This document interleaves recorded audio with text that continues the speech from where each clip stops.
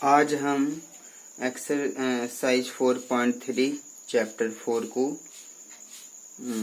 Solve करेंगे। Exercise 4.3 में हमें 10th यानी कि 10वां क्वेश्चन सॉल्व करना है।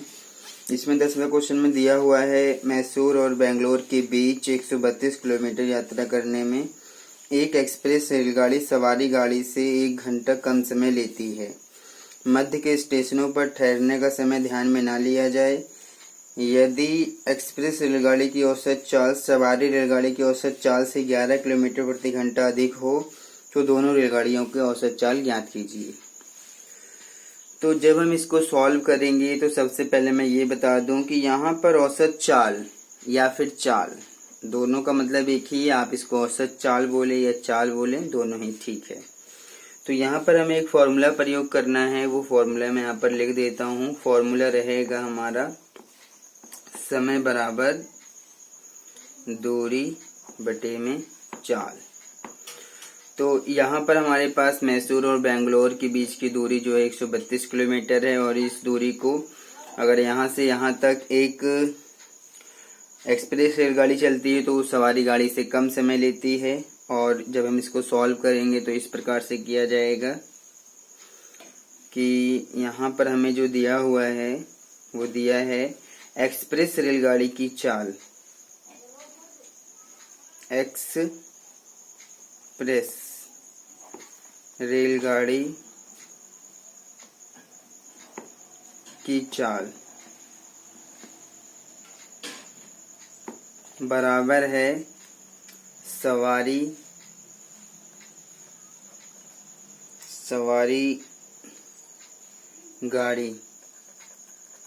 सवारी गाड़ी की चाल से कितना अधिक है, 11 किलोमीटर। 11 यहाँ क्वेश्चन में दिया हुआ था। एक चीज यहाँ पर ध्यान देने वाली बात है कि यदि एक्सप्रेस रेलगाड़ी की जो औसत चाल है वो सवारी रेलगाड़ी की औसत चाल से 11 किलोमीटर प्रति घंटा अधिक है, तो ये बात समझने वाली है, यहाँ ध्यान देने वाली बात है ये कि अब यहाँ पर जो एक्सप्रेस रेलगाड़ी की चाल होगी वो सवारी गाड़ी की चाल से 11 किलोमीटर प्रति घंटा अधिक लेती है। तो इसलिए यहाँ पर हमने लिखा है कि एक्सप्रेस रेलगाड़ी की चाल बराबर है सवारी रेलगाड़ी की चाल प्लस 11 किलोमीटर पर आवर अधिक रहेगी। अब यहाँ पर जब इसको सॉल्व करेंगे, अगर हम रेलगाड़ी की चाल को x मान लेते हैं तो बराबर आ जाएगा सवारी गाड़ी की चाल, यानी कि सवारी गाड़ी की चाल और प्लस में 11 भी रहेगा। तो जब हम सवारी गाड़ी की चाल ज्ञात करेंगे, सवारी गाड़ी की चाल जब हम ज्ञात करेंगे तो यहाँ पर क्या होगा, जो 11 है वो माइनस में आ जाएगा। तो इसका कहने का मतलब ये है कि अगर एक्सप्रेस रेलगाड़ी की चाल x किलोमीटर प्रति घंटा है तो सवारी गाड़ी की जो चाल आएगी वो आएगी x माइनस 11 किलोमीटर प्रति घंटा। ये बात यहाँ पर मैं समझाना चाहता था, इसलिए मैंने इसको ऐसे लिखा है कि एक्सप्रेस रेलगाड़ी की चाल बराबर है सवारी गाड़ी की चाल प्लस 11, क्योंकि क्वेश्चन में कहा भी गया है कि जो सवारी गाड़ी की औसत चाल से 11 किलोमीटर प्रति घंटा अधिक हो। तो यहाँ पर हमने सवारी गाड़ी की चाल में 11 इसलिए जोड़ दिया और फिर वो इधर आ गया तो सवारी गाड़ी की चाल निकल गई। तो जब हम इसको हल करेंगे तो इसको ऐसे हल किया जाएगा, माना एक्सप्रेस रेलगाड़ी की चाल, इसकी चाल को क्या मानेंगे, x किलोमीटर प्रति घंटा मानेंगे, और सवारी गाड़ी की चाल, इसकी चाल कितनी निकल जाएगी, x माइनस 11 किलोमीटर प्रति घंटा। इसलिए मैंने पहले ऐसे लिख के तब समझाया है ताकि कंफ्यूजन ना हो। आप इसको ध्यान से करेंगे तो समझ में आ जाएगा। रेलगाड़ी एक्सप्रेस रेलगाड़ी की चाल बराबर किया है मैंने सवारी गाड़ी की चाल में 11 जोड़ के, फिर 11 इधर माइनस में आ जाएगा तो सवारी गाड़ी की चाल निकल जाएगी। तो अब हमारे पास एक्सप्रेस रेलगाड़ी की भी चाल है और सवारी गाड़ी की भी चाल है। तो अब यहाँ पर हम समय ज्ञात करेंगे।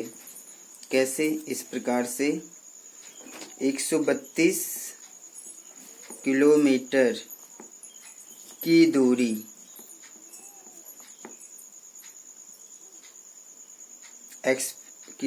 एक्सप्रेस रेलगाड़ी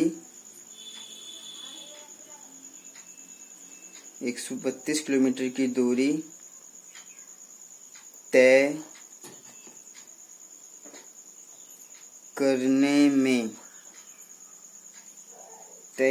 में एक्सप्रेस रेलगाड़ी कितना समय लेती है, ये हमें ज्ञात करना है। तो मैंने थोड़ा सा ये उल्टा लिख दिया है, ऐसे लिखना चाहिए था कि एक्सप्रेस रेलगाड़ी की चाल 132 किलोमीटर दूरी तय करने में लिया गया समय बराबर। तो ऐसे आप लिख सकते हैं। चलो मैं भी लिख देता हूँ। एक्सप्रेस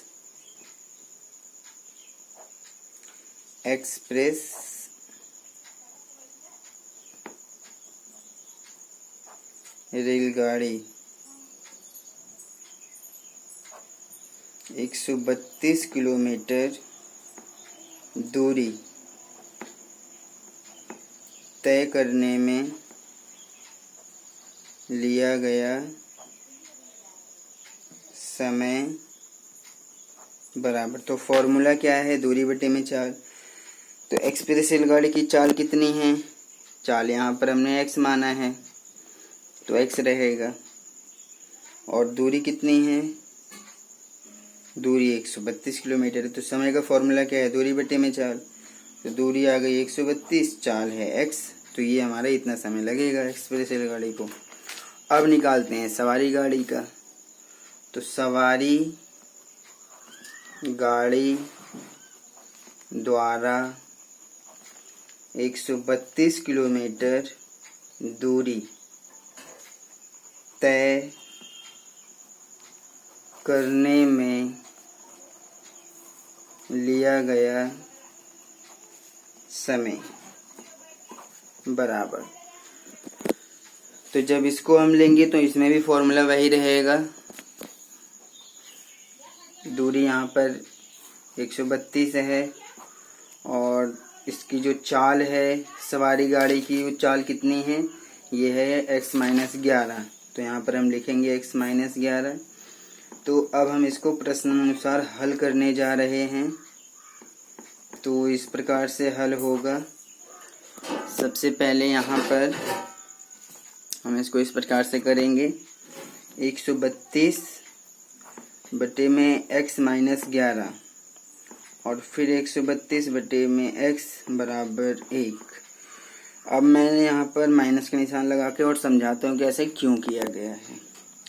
अगर हम ये जानना चाहते हैं, क्वेश्चन में कहा गया है कि जो सवारी गाड़ी है और एक्सप्रेस जो रेलगाड़ी है वो सवारी गाड़ी से 1 घंटा कम समय लेती है। अब ये जानने के लिए कि एक्सप्रेस रेलगाड़ी कितना कम समय लेती है सवारी गाड़ी से 132 किलोमीटर की दूरी तय करने के लिए, तो हम दोनों को घटा देंगे। अगर हम घटा देंगे तो हमें पता लग जाएगा कि जो एक्सप्रेस रेलगाड़ी है वो सवारी गाड़ी से कितना समय कम लेती है, तो इसलिए घटाया गया है। और फिर बराबर 1 के किया गया है क्योंकि क्वेश्चन में दिया हुआ है कि 1 घंटा कम समय लेती है। तो जब इसको हल करेंगे, द्विघात समीकरण बनाएंगे, तो यहाँ पर पहले तो यहाँ पर एलसीएम लेते हैं इन दोनों का। तो एलसीएम आएगा x और x-11। तो जब इस पूरे को इससे भाग करेंगे तो ये दोनों कट जाएगा। तो 132 की गुणा x में हो जाएगी क्योंकि x बच जाता है। फिर माइनस, जब इसको इससे भाग करेंगे तो x और x कट के ये आ जाएगा। तो अब 132 की गुणा करना पड़ेगा x-11 में, बराबर आ जाएगा 1 के। तो अब 132x माइनस 132 गुणा इसमें कर देंगे तो 132x आ जाएगा। फिर माइनस माइनस प्लस, अब 132 की गुणा 11 में करेंगे। तो जब 132 की गुणा 11 में करेंगे तो हमारा मिल जाएगा 2 3 1। 1 योग 1 की 2 में करेंगे 2 3 1 आ जाएगा 2 3 2 5 3 और 1 4, ये आ जाएगा 1452 आ जाएगा। और फिर ये आ जाएगा नीचे बटे में x के x में करते हैं x स्क्वायर, 11 के x में करेंगे 11x बराबर रहेगा 1 के। तो ये प्लस माइनस में है तो कट जाएगा, ऊपर है 1452 और नीचे है x स्क्वायर माइनस का 11x बराबर 1। नीचे एक लगा के जब क्रॉस मल्टीप्लाई करेंगे तो हमारा समीकरण बन जाएगा। तो अब इस प्रकार से होगा, इसकी गुणा इसमें कर देंगे तो 1452 आ गया और इसकी इसमें कर देंगे तो x स्क्वायर माइनस 11x आ जाएगा। तो x स्क्वायर माइनस का 11x, ये प्लस में है तो इधर 1452 आ जाएगा माइनस में और बराबर आ जाएगा हमारा 0। तो इस प्रकार से ये हमारा समीकरण बन चुका है। अगर हम इसको गुणनखंड विधि से हल कर लें तो हमारा काम हो जाएगा। तो यहाँ पर मैं इसको सॉल्व करता हूँ, एक्स स्क्वायर माइनस का 11x माइनस का 1452 बराबर आ जाएगा 0 के। तो एक बार मैं ये गुणा और देख लेता हूँ, क्योंकि गुणा सही होगी तभी सवाल सही हल हो पाएगा। ठीक है, 2 3 1 2 3 2 5 और ये 4 और ये ठीक है। तो जब हम इसको सॉल्व करेंगे तो इसके साथ में कुछ नहीं, 1 1 की गुणा इसमें कर देंगे तो ये आ जाएगा 1452। तो ये एक्स स्क्वायर माइनस एक्स, 11 की जगह ये ब्रैकेट आ जाएगा और माइनस का आ जाएगा 1452 बराबर 0। तो अब यहाँ पर हमें दो संख्याएं रखना है जिनको घटाने पर, तो लास्ट में आप देखेंगे कि माइनस का निशान है, तो घटाने पर 11 आना चाहिए और गुणा करने पर 1452 आ जाए। तो आप देखेंगे कि अगर हम 44 और 33 की आपस में गुणा करेंगे तो ये 1452 हमें मिल जाएगा। और अगर इनको हम घटाते भी हैं तो ये 7 4 11 भी मिल जाएगा। तो इस प्रकार से यहाँ पर आएगा 44 माइनस 33। तो एक्स स्क्वायर माइनस एक्स गुणा पूरे ब्रैकेट में करते हैं तो 44x minus minus plus x की 33 में करेंगे 33x और माइनस का 1452 बराबर 0। यहाँ कॉमन लेते हैं तो x कॉमन रहेगा, तो x कॉमन लेंगे तो ये बचेगा हमारा। और यहाँ पर आप 33 कॉमन लेंगे तो x माइनस ये आ जाएगा यहाँ पर 44 बराबर 0। तो दोनों ब्रैकेट सेम है तो इन दोनों को एक बार लिखेंगे, x माइनस 44 दूसरा x प्लस 33 बराबर 0। तो जब हम x का मान निकालेंगे तो इसको बराबर 0 रखेंगे और x प्लस 33 को भी 0 के बराबर रखेंगे। तो यहाँ से x का मान हमें 44 मिलेगा, यहाँ से x का मान हमें माइनस का 33 मिलेगा। तो आप कह सकते हैं कि चाल कभी भी माइनस में नहीं होती है, इसलिए आप x का मान माइनस 33 कभी नहीं लेंगे, x का मान 44 लेना है। तो जब हम यहाँ पर दोनों की चाल ज्ञात करेंगे, क्वेश्चन में कहा गया था कि दोनों रेलगाड़ियों की औसत चाल ज्ञात कीजिए। तो जब दोनों की औसत चाल निकालेंगे तो आप देख सकते हैं कि यहाँ पर जो एक्सप्रेस रेलगाड़ी की चाल आ गई, अतः एक्सप्रेस रेलगाड़ी की चाल को x माना गया था, तो x का मान हम 44 ले रहे हैं किलोमीटर पर आवर। और सवारी गाड़ी की चाल, उसको क्या आया था, x माइनस 11 आया था, तो x का मान 44 है माइनस 11 यानी कि घटा देंगे तो 33 किलोमीटर पर आवर ये हमारा निकल जाएगा। तो इस प्रकार से ये क्वेश्चन हमारा सॉल्व हो गया है। अब हम क्वेश्चन नंबर 11 को सॉल्व करते हैं। क्वेश्चन नंबर 11 को जल्दी से सॉल्व कर लेते हैं। इसको मैं थोड़ा सा जल्दी करूँगा, आप थोड़ा इसको तेजी में समझिए। यहाँ दिया है दो वर्गों के क्षेत्रफलों का योग 468 मीटर स्क्वायर है। यदि उनके परिमापों का अंतर 24 मीटर हो तो दोनों वर्गों की भुजाएं ज्ञात कीजिए। वर्ग का मतलब यहाँ पर आपको जो चतुर्भुज होता है वर्ग, उससे बात कर रहा है कि हमारे पास एक दो वर्ग हैं यहाँ पर, वर्ग का मतलब जिसकी चारों भुजाएं बराबर होती हैं। तो एक वर्ग ये हो गया और दूसरा वर्ग ये हो गया। तो दोनों की भुजाएं भी अलग अलग होंगी। इसकी भुजा x मान लेते हैं, इसकी y मान लेते हैं। तो वर्ग की चारों भुजाएं बराबर होती है। अगर एक x है तो सारे x होंगे, अगर एक y है यहाँ पर तो सारे x होंगे, यहाँ पर भी y होंगे, क्योंकि दो अलग अलग वर्ग हैं हमारे पास। एक की भुजा को हमने x माना है, एक की भुजा को y माना है। तो अब क्वेश्चन में कहा गया है कि दो वर्गों के क्षेत्रफलों का योग। तो यहाँ पर ये पहला वर्ग है, ये दूसरा वर्ग है। तो इसको हम माना इस प्रकार से सॉल्व करेंगे।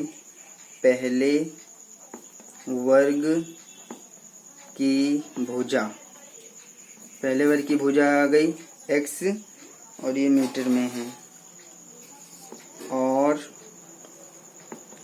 दूसरे वर्ग की भुजा तो ये y मीटर है। तो पहले वर्ग का क्षेत्रफल जब आप निकालेंगे तो क्षेत्रफल का फॉर्मूला होता है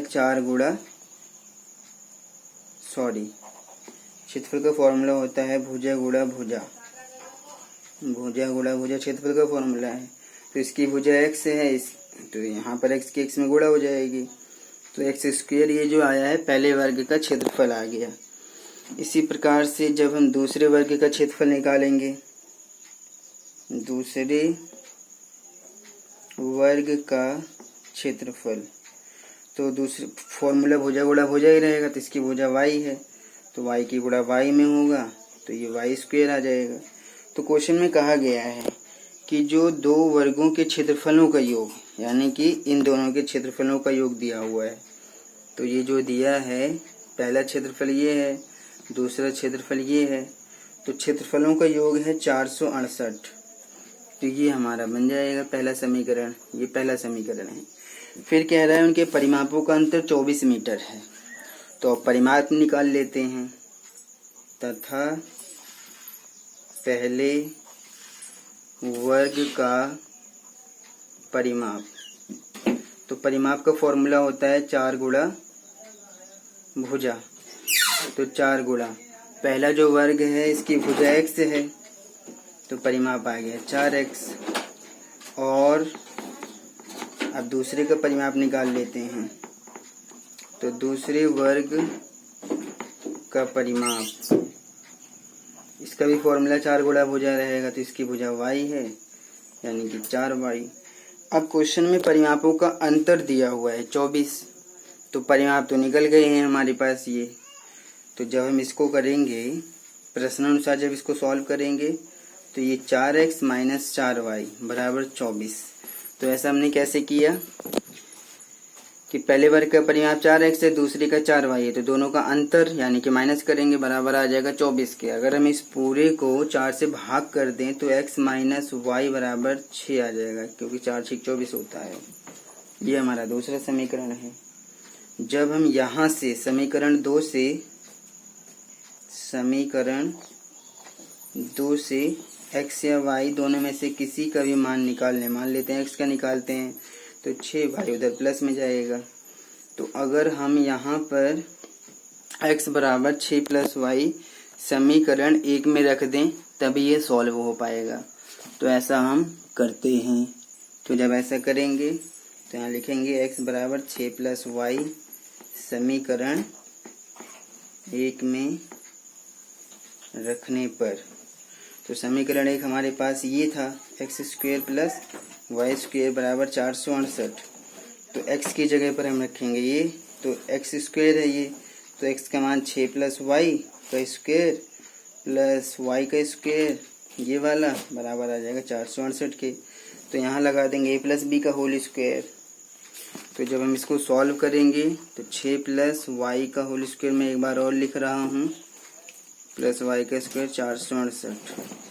तो जब हम यहाँ पर इसको x मान, इसको हम चलो a b से कर लेते हैं, a प्लस बी का होल स्क्वायर लगा लेते हैं।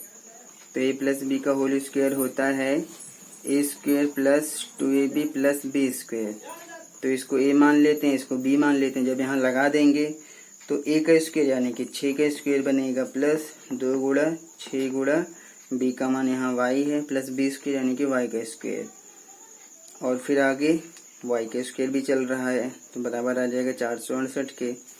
तो ये 6 36 प्लस 6 दूनी 12 y, इनकी गुणा हो गई प्लस y का स्क्वायर और फिर आगे प्लस का y चल रहा था 468। तो अब इसको आगे सॉल्व कर लेते हैं।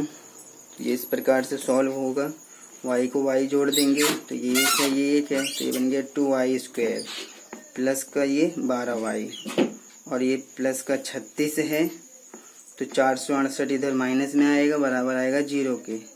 36 यहाँ पर प्लस नहीं है, 468 इधर माइनस में आ गया। तो जब इसको हल किया जाएगा तो इसको पहले घटा लेते हैं। तो 468 में से 36 को जब घटा देंगे तो 8 में से 6 घटाएंगे 2 और यहाँ पर 6 में से 3 घटाएंगे 3 और ये 4, तो ये 432 आएगा।